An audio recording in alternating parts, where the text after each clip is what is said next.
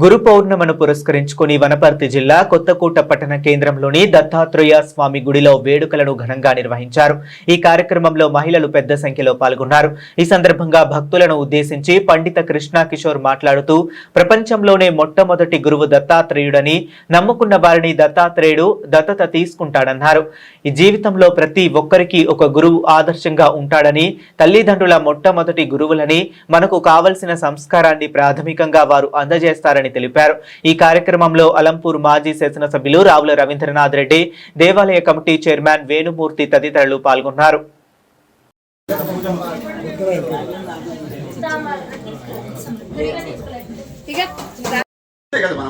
అయితే ఈ పిల్లవాడు కూడా కృష్ణ అన్నప్పుడల్లా వాడు కోపం వస్తుంటుంది. నాన్నకేం పని లేనట్లుంది, మెడికల్ షాప్ పెట్టుకున్నాడు కదా, ఇప్పుడు రిలీవర్ కావాలి. 1 గంట నుంచి 2 గంటల వరకు పాపం వాడు భోజనానికి వెళ్ళాలి ఇంటి యజమాని. అప్పుడు కృష్ణుడికి ఫోన్ చేస్తే వస్తాడా? ఉండడానికి వస్తాడా? రాడు కదా, ఏం లాభం? అలాంటి హెల్ప్ చేయని మనం ఎందుకు నమ్మాలి ఆ దేవుణ్ణి అని వీడు ఎప్పుడు కొట్టేస్తూ ఉంటాడు. ఎప్పుడు దేవుణ్ణి అంటేనే వీడికి దేవుడు అంటే అంత ఇష్టం ఉండేది కదా పిల్లవాడికి. కానీ చూడండి, అయినా కూడా తండ్రి మాత్రం వదలలే, ఎప్పుడు కృష్ణ కృష్ణ కృష్ణ అంటూనే ఉండేవాడు. పాపం అవసాన దశ వచ్చింది, కొడుకు పెళ్ళి అయింది, పిల్లలు వచ్చింది, అందరు వచ్చింది. ఒక కృష్ణ స్మరణ మర్చిపోద్దు, ఒకటి కృష్ణ స్మరణ మర్చిపోద్దు. ఇంకొకటి ఏంది, నీకు ఏదైనా పెద్ద కష్టం వచ్చినప్పుడు కృష్ణుని మర్చిపోవద్దు అని. ఈ రెండు ఇతను బాగానే ఉంటాడు, బాగానే చేస్తుంటాడు. అనుకోకుండా ఒక రోజు ఇట్లే శ్రావణ మాసం, మనకు బాగా తెలుసు, శ్రావణ మాసంలో వర్షాలు బాగా పడుతుంటాయి.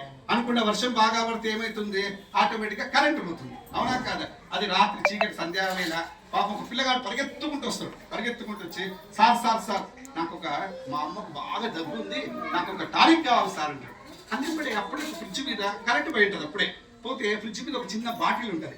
ఆ బాటిల్ తీసేసి ఆ పిల్లగాడి చేతులు పెట్టి 100 రూపాయలు తీసుకొని గలలు వేసుకొని ఆ పిల్లగాడిని పంపిస్తాడు. పండు మోసుకొని పోయి వాడి చేతిలో పడేస్తుందంట. అరే ఈ పండు నువ్వు తింటా అంటదంట. ఇలాగ మళ్ళీ ఎప్పట్లానే వేషం మార్చుకొని వచ్చింది. వచ్చి ఏం రా అన్నది. బాగున్నావారంట. బాగుండమ్మా అన్నది. అన్నమ్మడే పండు తిన్నావా అన్నది. తిన్నావమ్మా, ఎంత బాగుండే, బతుకమ్మని పనికి మాట్లాడో చల్లగంటలో నువ్వు చేయగలుగుతాం. మనం అనుకుంటాం అంతే, నేను చేస్తున్నా, నేను చెందుతున్నా అని. కానీ మనం ఎంత చేసేటోళ్ళం, చెందటోళ్ళం, చేయించేవాడంతా కూడా పరమాత్ముడే.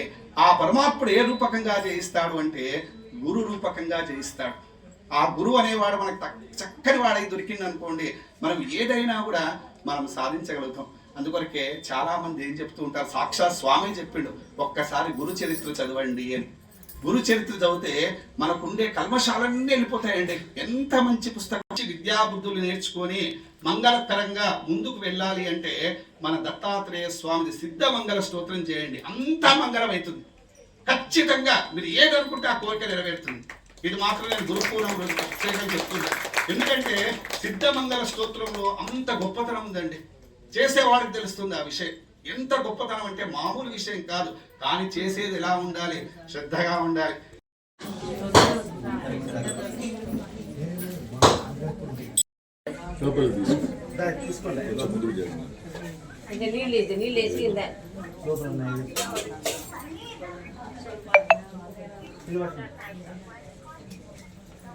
కొంచెం చేస్తాం అంతే, కొంచెం.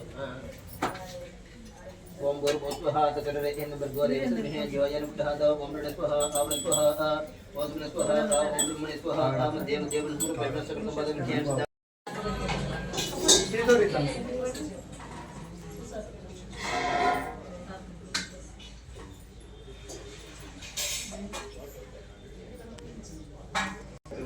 అట్లనే తోడ్చి పెట్టారు.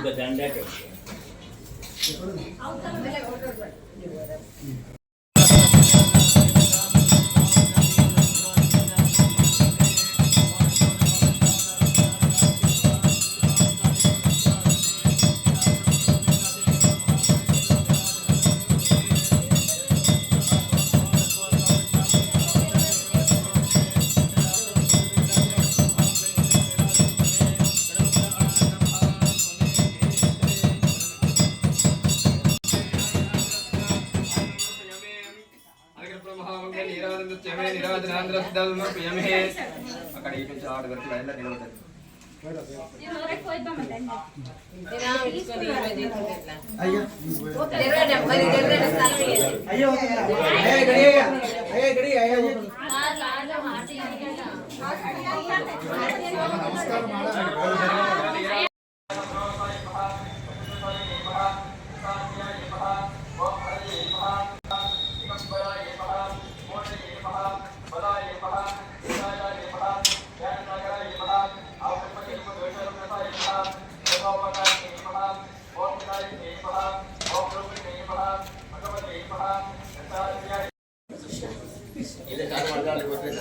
అదే ఏడు మతే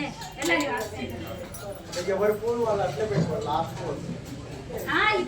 ఓం దత్తాయ నమః ఓం దేవదత్తాయ నమః ఓం బ్రహ్మదత్తాయ నమః ఓం విష్ణుదత్తాయ నమః ఓం శివదత్తాయ నమః అత్రిదత్తాయ నమః అత్రియాయ నమః అత్రివరదాయ నమః అనసూయాయ నమః యోగాయ నమః యోగగమ్యాయ నమః యోగదేశకరాయ నమః యోగపతే నమః యోగేశాయ నమః యోగదేశాయ నమః వీతరాగాయ నమః అమృతవర్షే నమః ఉగ్రాయ నమః అనుగ్రహారూపాయ నమః सबीराय नमः सबीयसे नमः दान्ताय नमः अघोराय नमः मोडाय नमः वक्रदशे नमः एकवक्राय नमः अनेकवक्राय नमः विनेत्राय नमः त्रिनेत्राय नमः दिवजाय नमः दिग्वजाय नमः अक्षमालिने नमः मोनये नमः मौनिने नमः विरूपाय नमः स्वरूपाय नमः सहस्रसाय नमः सहस्राक्षाय नमः सहस्रबाहवे नमः सहस्रविदाय नमः सहस्रपादाय नमः पद्महस्ताय नमः पद्मपादाय नमः पद्मनाभाय नमः सहस्रपद्मासनाय नमः पद्ममालिने नमः पद्मगर्भरोहाय नमः गंगाय नमः चन्द्रालिप्तमूर्ते नमः पद्मोदरितदेहाय नमः दिव्यगन्धविलेपिताय नमः प्रसन्नाय नमः प्रमुक्ताय नमः मर्कटान्तविदाय नमः अष्टैश्वर्यप्रदाय नमः प्रदाय नमः वरीयसे नमः ब्रह्मण्ये नमः ब्रह्मरूपिणे नमः विष्णवे नमः विश्वरूपिणे नमः शङ्कराय नमः आत्मने नमः अनन्तात्रेय परब्रह्मणे नमः श्री दत्तात्रेयः अष्टादशशतनामभिः నేను అంగ పూజ చెప్తుంటాను. నేను మీరు అక్షంతలైనా సరే పూలైనా సరే పూలంటే పూలు అక్షంతలంటే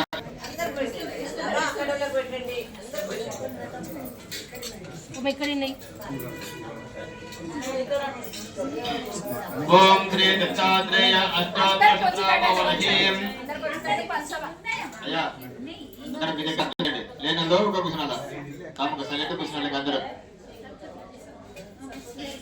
ఓం శ్రీ అనగదేవాయ నమః పాదో పూజయామి ఓం త్రికాంచనాయ నమః జంగే పూజయామి అజనబాహవే నమః జననే పూజయామి పద్మాసనస్థాయ నమః ఓరో పూజయామి 3 గురువులను చూపిస్తాడు స్వామి. అయితే ఎంతో మంది గురువులు ఉన్నారు కదా, దీంట్లో ముఖ్యమైన గురువులు ఎవరో ఒక్కసారి చెప్తారు అంటే అప్పుడు శౌనకాది మహర్షులకు సాందీపుడు ఒక్కసారిగా ఒక్కసారి సూత మహాముని ఈ విధంగా చెప్తాడంటే ఏమని, మొట్టమొదటి గురువు ఎవరు అంటే దక్షిణామూర్తి అంట. దక్షిణామూర్తి మీకు తెలుసు కదా, దక్షిణామూర్తి. ఆ దక్షిణామూర్తి అయితే ఆయన యొక్క శిష్యుడు ఎవరు అంటే వేదవ్యాసుడు అంట. వేదవ్యాసుని యొక్క గురువు ఏమో దక్షిణామూర్తి. దక్షిణామూర్తి గురువు ఎవరో తెలుసా, సాక్షాత్ దత్తాత్రేయ స్వామి అంట. అంటే మనకు అన్ని దాంట్లో కూడా పరమ గురువు ఎవరు అంటే సాక్షాత్ గురు దత్తాత్రేయ స్వామి. ఈ దత్తుడు ఎవరో తెలుసా, త్రిమూర్తి స్వరూపము. అత్రి అనసూయ యొక్క పుత్రుడు అయినటువంటి ఆ దత్తాత్రేయుడు నిజంగా చెప్పాలి అంటే ఆ దత్తుని ఎవరైతే నమ్ముకుంటాడో ఆయనే దత్తత తీసుకుంటాడంట. ఆయన పేరే దత్తు. దత్తు అంటే ఏంటి? దత్తత తీసుకోవడం. మామూలుగా దత్తత తీసుకోవడం మామూలు విషయం కాదు. చూడండి, పరమాత్ముడు దత్తత అంటే మామూలు విషయం కాదు. కానీ అదే దత్త అని ఒక్కసారి పిలిస్తే చాలంట పరిగెత్తుకుంటూ వచ్చి తన ఒళ్ళో కూర్చోబెట్టుకుంటాడంట. ఎట్లా గురువు యొక్క ఉపయోగం ఏంది అని మనం అనుకోవచ్చు. ఒకసారి బాగా గమనించండి, ఇంట్లో తల్లి తండ్రి ఉంటాడు. తల్లి ఏమో గురువు లాంటిది, తండ్రి ఏమో దేవుడు లాంటి వాడు. అంటే ఎలా ఉంటుంది ఒకసారి నేను చెప్తాను చూడండి. ఒకసారి ఎలా అంటే, ఇంటికి ఎవరైనా గెస్ట్ వచ్చింది అనుకోండి, అనుకోకుండా ఇంట్లో గెస్ట్ వచ్చింటాడు, ఒక అతిథి వచ్చింటాడు. అతిథి ఇంటికి వచ్చిన తర్వాత ఒక్కసారి ఆ ఇద్దరు దంపతులతో మాట్లాడుతూ ఉంటాడు. మాట్లాడుతూ స్వామి మీ కొడుకు ఉన్నాడా, పిల్లలు ఎంతమంది అంటాడు. నాకా ఒక కొడుకు ఒక బిడ్డ అని చెప్తారు. అంటే కొడుకు ఎక్కడ ఉన్నాడు అంటే వాడు పాప అప్పుడే పడుకొని ఉంటాడు, పొత్తి కడుపులో చిన్న పిల్లవాడు వాడు, పాప మామూలు చిన్న పిల్లవాడు. వాడు ఎలా ఉంటాడు, పూసులు పెట్టుకొని వాడు పాప పడుకొని ఉంటే జొల్లు గార్చుకుని ఉంటాడు పాపం. ఆ జొల్లు గార్చుకొని అదంతా ఎలా ఉంటాడు చూసినప్పుడే అసహ్యంగా ఉంటాడు. ఆ పిల్లవాడిని తీసుకొని తల్లి ఏం చేస్తారు, పాపం గెస్ట్ వచ్చింది కదా, గెస్ట్కి అయితే కొడుకుని చూపించాలి కదా అనుకో, తల్లి ఏం చేస్తుంది, ఆ పిల్లవాడిని తీసుకొని వచ్చి ఏమండి పిల్లవాడు అని అనుకో, అప్పుడు తండ్రి ఏం చేస్తాడు తెలుసా, కసులుతాడు. బుద్ధి ఉంది అని కసలు, ఏంది ఆ పిల్లగాని అట్లా తీసుకొచ్చినా, మరిపోయి మంచి కడుక్కొని రాపో, ముఖం గెక్క కడుక్కొని రానిపో, ఎందుకు పిలుచుకొస్తాను పో అని తిట్టినప్పుడే అప్పుడు తల్లి ఏం చేస్తుంది, వాడిని వాష్రూమ్ తీసుకొని పోయి వాడికి మంచి స్నానం చేయించి బొట్టు మంచి పౌడర్ వేసి బొట్టు పెట్టి చంకలో తీసుకొని వచ్చే లోపలనే తండ్రి ఆ గెస్ట్తోన విశేషాలు మాట్లాడుతూ ఉంటాడు. పరిగెత్తుకుంటూ వచ్చి ఆ పిల్లవాడిని గుంజుకొని, వీడు నా కొడుకండి, పాడతాతీయలో మంచి పాటలు పాడతాడండి, మొన్న ఈ మధ్య శ్లోకాలు కూడా నేర్చుకున్నాడు, భగవద్గీత శ్లోకాలు ఎంత బాగా చెప్తాడండి అని రకరకాలుగా కొడుకుడు పొగడు పెడతాడు. ఫస్ట్ ఏమో తిట్టిండు బాలేడు పిల్లగాడని, తర్వాత పిల్లవాడు మంచిగా వచ్చిన తర్వాత తండ్రి ఏం చేసాడు, పరిగెత్తుకుంటూ వచ్చి ఆ పిల్లవాడిని చేత్తో పెట్టుకున్నాడు. అలాగే దేవుడు అనేవాడు తండ్రి అయితే తల్లి అనేది ఎవరు, గురువు. మనము కామ క్రోధ లోభ మోహ మద వాత్సల్యాలు పిలుచుకొని దేవుడి దగ్గరికి వస్తే దేవుడు ఏం చేస్తాడు తెలుసా, నడువురా నీవు ముందు, ఇక్కడికి ఎందుకు వచ్చినావు నా దగ్గరికి, ముందు నీ గురుదేవుడు పో. గురుదేవుడు పోతే అతను ఏం చేస్తాడు, నిన్ను ఆ నీలో ఉన్నటువంటి ఆ కామము క్రోధము లోభము మోహము మదం మాత్సర్యాలు అన్నీ కూడా ఏం చేస్తాడు, తుడిచిపడేస్తాడు. తుడిచిపడేస్తే ఆటోమేటిక్గా నీవేమవుతావు, అప్పుడు సదా సంపన్నుడు, ఎంత గొప్పవాడు అయితే అంత గొప్పవాడు. నీవు ఏ విధంగా మెట్లెక్కి దేవుడి దగ్గర పోయే లోపలనే భగవంతుడు పరిగెత్తుకుంటూ వచ్చి నిన్ను చంకలో పెట్టేసుకుంటాడు. చూడు ఎంత గొప్పతనం ఉంది. గురువు నీలో ఉన్నటువంటి దుర్వ్యసనాలను మాన్పిస్తే భగవంతుడు తీసుకొని తన దగ్గర పెట్టుకుంటాడు. అందుకొరకే భగవంతుని నమ్మాలి అన్నా కూడా పూర్వజన్మ సుకృతం ఉండాలి. పూర్వజన్మ సుకృతం ఉంటేనే మనం ఏదైనా చేయగలుగుతాం. ఇంతమంది ఉన్నారు, అందరూ వస్తారనుకోవడం పొరపాటు భగవత్ సాన్నిధ్యానికి. ఆ భగవంతుడు ఎవరిని పిలుచుకోవాలనో వాళ్ళే పిలుచుకుంటాడు, వాడికి ప్రాప్తమై ఉండాలి. ఆ ప్రాప్తం అనేది ఎలా వస్తుంది అంటే, మా అనగావ్రతంలో ప్రాప్తి సిద్ధి అని ఒక సిద్ధి ఉంటుంది. అష్టసిద్ధుల్లో ఒక సిద్ధి ప్రాప్తి సిద్ధి అని. ఆ ప్రాప్తి సిద్ధి ఉన్నప్పుడే మనం ఏదైనా పొందగలుగుతాము. ఒకసారి పార్వతీ ఒక గుడి దగ్గర ఇద్దరు బిచ్చగాళ్ళు, పాపం ఒకడేమో చేతులు కాళ్ళు లేవు, ఇలా ఇలా కూర్చుకుంటూ వాడు ఇబ్బంది పడుతున్నాడు, ఒకడేమో మంచిగా ఉన్నాడట. పాపం మంచిగా ఉంటే ఎంతైనా చూడండి పార్వతీ పరమేశ్వరుడు కదా, అలా పోతూ ఉండి ఒక్కసారి ఆ భిక్షగాలను చూస్తుందంటే పార్వతీదేవి, ఎంతైనా అమ్మ చూడండి, యాదేవి సర్వభూతేషు మాతృరూపేణ సంస్థితే నమస్తస్తే నమస్తస్తే నమస్తస్తే నమో నమః. అమ్మ చూడండి, అమ్మ పిల్లవాడు బాధపడుతుంటే తట్టుకోలేదు పాపం, ఒక్కసారి భర్తకు చెప్తుందంట, ఏమండి అంట. కానీ పరమేశ్వరుడు ఒక్కసారిగా, ఏ ఉమా వాడికి ప్రాప్తం లేదు, వాడికి మనం ఇచ్చినా కూడా ఇబ్బందే, నీకు తెలియదు అన్నదంట. ఎంతైనా ఆమె కూడా పాపం మన స్త్రీనే కదా. ఒక్కసారి ఆమె భర్తను చూసి ముఖం చిట్లించుకుంటా, మీరు ఇంతే మొగోళ్ళంతా, ఎప్పుడైనా పెళ్ళా మాట వింటారా మీరు, వినరు కదా అని ఆమె ఇంకా స్టార్ట్ చేయడం మొదలు పెడతాది. అమ్మ నీకు దండం పెడతా, నువ్వు బాధపడవలసిన అవసరం లేదు, నువ్వు అడిగినావు కదా వాడికి సహాయం చేయమని, కాబట్టి వాడికి నేను సహాయం చేస్తా, నువ్వేమి ఇబ్బంది పడిపోవద్దని.